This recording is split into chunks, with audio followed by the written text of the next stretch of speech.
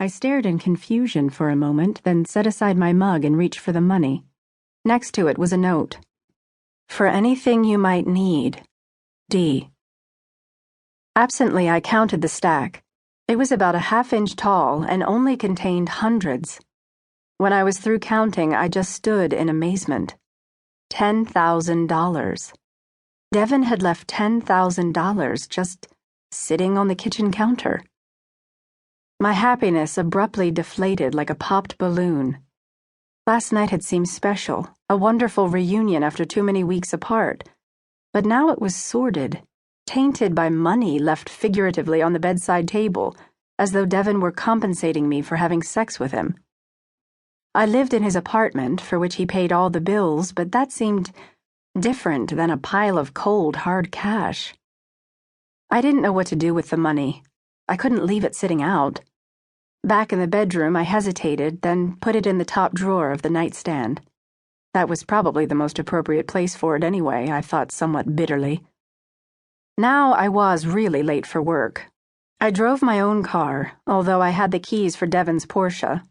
He'd left them when he'd left the keys to his apartment and a directive to move out of my best friend Logan's place and into his. But driving such an expensive car made me nervous, so my old sedan was preferable. Marcia, another teller at the bank and one of my few close friends, was pouring herself a cup of coffee in the break room by the time I hurriedly clocked in and tossed my lunch into the communal refrigerator. "Oh, pour me a cup too, please," I said, somewhat breathless from my dash into the building after I'd parked my car. She obliged, pouring a second cup and eyeing me. "You look a little tired today," she said. "Everything okay?" "Devon came last night," I said, taking the cup from her. We fell into step together as we walked to the front of the bank and to our teller booths. "It's April, and you started this relationship on New Year's," she said. 6 times in 4 months. That should make you happy."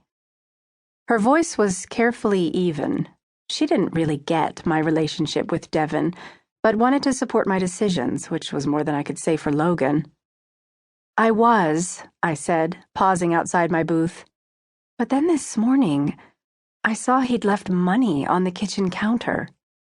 Marcia raised her eyebrows. "Money?" I nodded. She frowned. "How much?" I glanced around before answering, then lowered my voice. $10,000. Her eyes flew open wide. 10,000? Shh! I glanced around again, but no one had paid attention. $10,000? She said again, this time much more quietly, but no less astounded. "Are you kidding me right now?" I shook my head. "I counted it." "Did he talk to you about it?" "No, he just left a note." "And it said?" she prompted. I pulled the scrap of paper from my pocket and handed it to her. She read it, then handed it back. "What do you think it means?" I asked. She shrugged.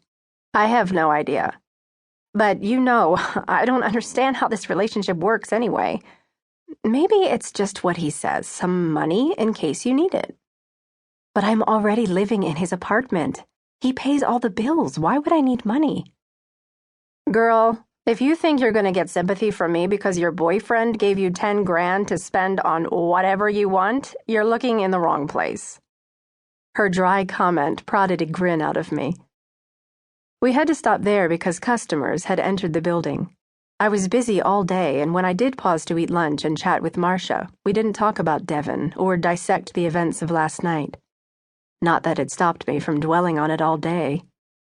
Was I making a big deal out of nothing? $10,000 was a lot of money. Maybe it was a goodbye gift. Maybe I wouldn't see him again. The thought made my stomach clench as anxiety struck. Surely he'd tell me if he wasn't coming back. He wouldn't just leave and not say a word. But I wasn't 100% sure he wouldn't do just that.